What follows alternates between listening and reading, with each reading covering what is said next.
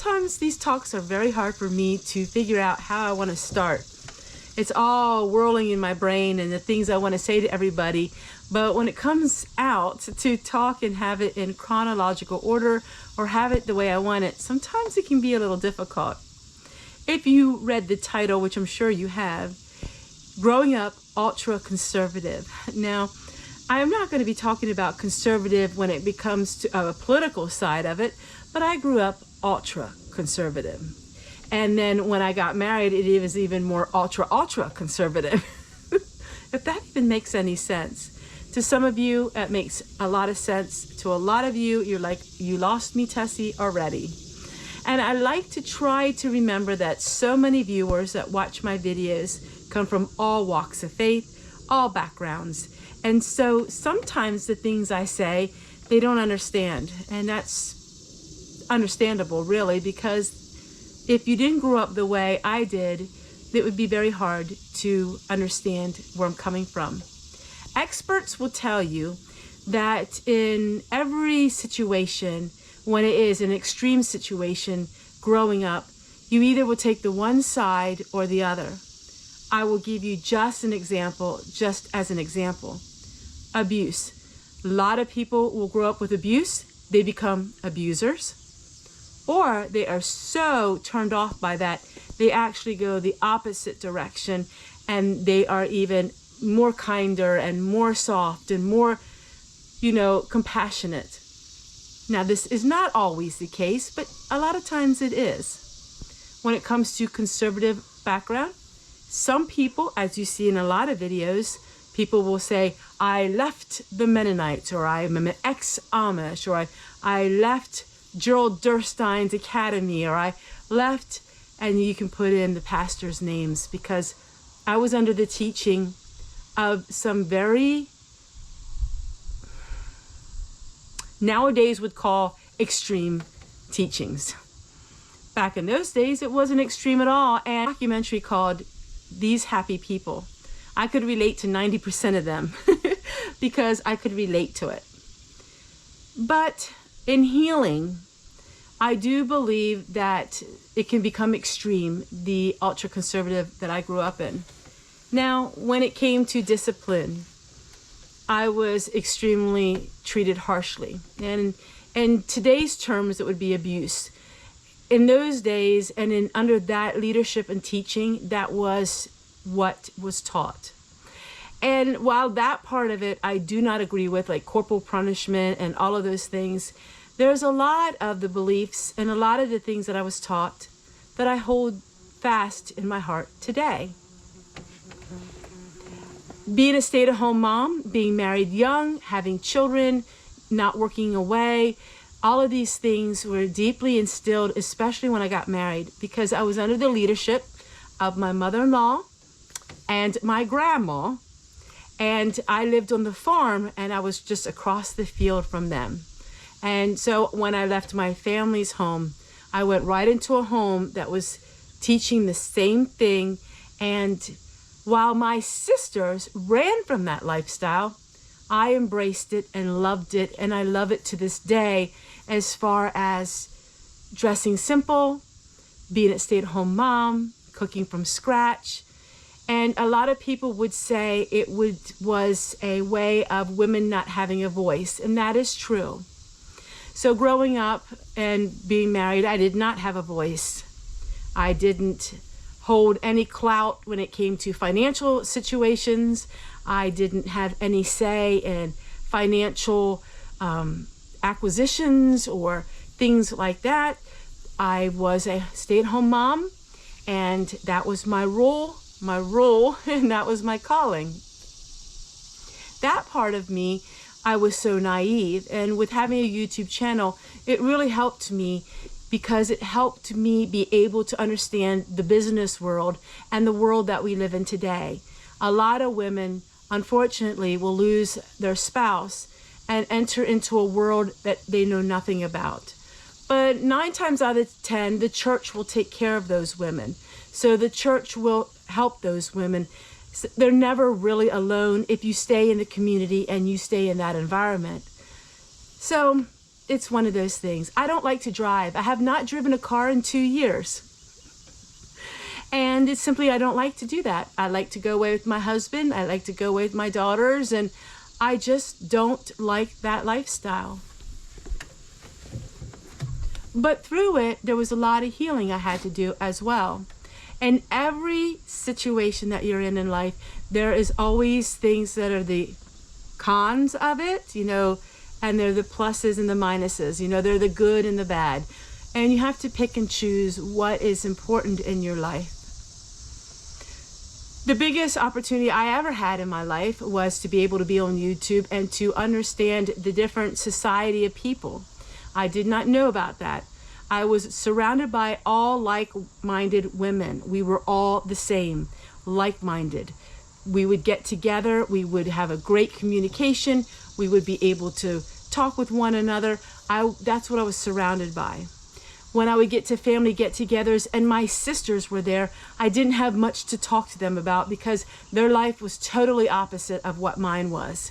And they would look at me, and it was dear and it was sweet because they didn't know how to react with me, because they left all of that. They didn't want anything to do with any of that. And they would look at me, and my one sister would say, "Oh, hi Tessie. How's the garden?" And that's about it. How's the garden? Yeah, because I was not into going on trips around the world, and I wasn't into going to all of these places and fashion and style, and I wasn't into any of that. We did travel a lot as missionaries. My parents were financially supporting missionaries, and we would go travel then. But when I got married, my life has been like it is here. 90% of my life is spent at home. And so what a wonderful way for me to have a YouTube channel was because I could be at home, I could relax at home, and share with you a little glimpse into my world. When we would get to get-togethers, and it would be my plain Mennonite family get-togethers, I always felt more at home. And I felt a kingship with them, a friendship with them, because I'm all about living a simple life. And I found my people. I know these kind of videos are not for everyone. In fact, they're not for most of the people who are subscribed to my channel. But yet there are a lot of you who are younger than me and older than me. I keep saying in my videos that there's so many of you that are older than me. And then I was corrected by quite a few younger women and said, "Tessie, don't cut us short. There's a lot of young women that are watching you. I'm one of them." So there are a lot of women that watch me that maybe haven't even come from my walk of life, but they're trying to put that into their life. And what I'm really reading is, and I've been sharing with you guys, is the Amish Survival Guide, 90 Days. And I just like this lifestyle. I will die this way, and I like to hear what other people have to say about it. I really have a struggle with trying to find any YouTubers that come from the plain background that I do. Even in the Mennonite society, there is liberal Mennonites, and then there is the black bumper Mennonites, which is where I came from. And the black bumper Mennonites are nothing like the liberal Mennonites. The black bumper Mennonites, they wear the cape dresses, and they have a very non-materialistic view on life. There's quite a few YouTubers who left the Mennonite church, and they no longer participate in any of that. And I think that there is a way for everyone. I guess that's how I can say it, because a lot of the ways and the doctrines I still believe in to this day. But then, you know, my children don't follow in my footsteps as of yet, anyhow. And when I reached 40 years old is when I really started, well, after my parents passed away, to be honest with you. I'm sure you would say that. You know, when my mom passed away, it was like I became my mother even more. And I was adopted, and I was a sponge, and I just listened to everything she had to say. And even at the time when she was saying it, I may not have listened, but it was in there. And now I'm my mother. And I'm teaching that to my grandchildren, and they can take whatever, they can use for their life, and they can become their own people. I am my own person too. That is for sure. But I think the first step for me is I had to be honest with myself. And I had to be honest and say, you know what, Tessie, you're a little different, but that's okay.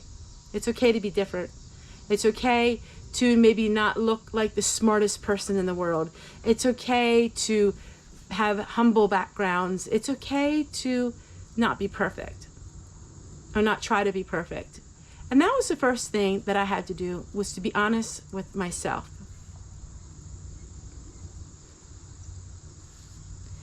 And I also had to be honest with the fact that when years ago I thought I deserved better. I thought, well, I lived this life when I was younger and first married, such a life where I wasn't allowed to have money, wasn't allowed to handle money, and I felt like I deserved to have whatever I wanted, which I understand what people would say, well, you did, but yet that's what gave me happiness, and this is what gives me happiness now. And then I went with a couple years of having whatever I wanted. I was like a little kid in a candy store. For the first time in my life, I did have money. I was able to handle my money, and I started buying things. And I thought buying things would give me the happiness, until I realized that it didn't. In fact, I was happier back then in some aspects of my life. It's always the happy medium.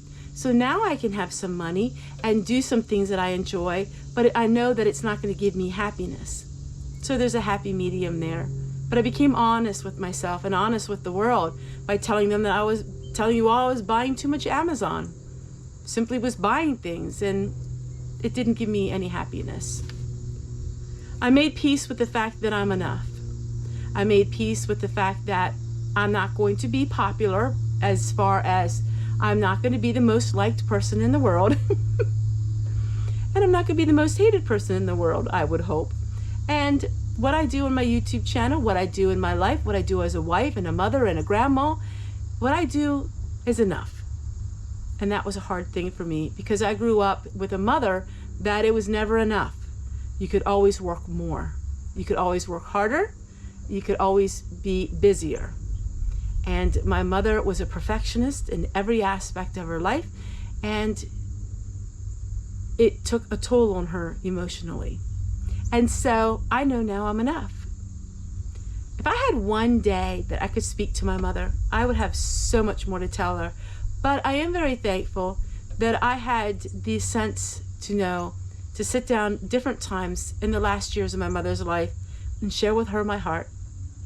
And the things that she told me, I will never forget, and it will be a blessing to the day I die.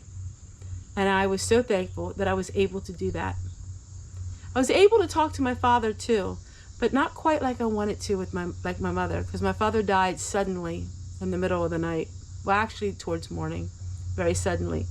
But I always shared a childlike love to my daddy as well. So I don't want to get too winded with this, because I know not everybody likes to listen to these, but it's kind of like a podcast. And I know a lot of you turn it on and do your cleaning, or maybe you're knitting, or you're doing something, and it's just a way for you to turn something on and listen a little bit. So there is where I'm at. And I'm really working through this book. And it's really interesting because I can just really relate to it. And this book is under all of my videos because it's a favorite of mine. But that's a little bit of my ultra-conservative background. And I raised my girls that way as well. We would play on the farm. We would play ball. And I would have a little stand where I made homemade bread, made homemade products. And it was a fun time in my life. And I just realized that my in-laws and my parents shaped my life in ways that I never dreamed until I got older. I wasn't around anybody my age. I had no school friends. I got married, and that was my life. And my children are still my life. They will always be that way. And I am a happy person. Living the ultra-conservative lifestyle is something I wanted, something I had a deep desire to do. My birth mother died at age 21, but her desire was to be a Mennonite, and she joined the church, and she was a Mennonite for quite a few years. And so I guess maybe I have a little bit of her blood in me too. But it's not always a bad thing to have an ultra-conservative lifestyle, to grow up that way. I gave forgiveness where there was forgiveness needed, and the corporal punishment part of it left me a wounded person for about 48 years. But when I gave forgiveness and when I released all of that, I became such a peaceful person. And other than that aspect of it, being married at 17 has been the best thing that I have ever done, and having my children young. Because now I'm a young grandma, and I can continue to share my life with everyone that's willing to listen. Take care. We'll see you guys again tonight.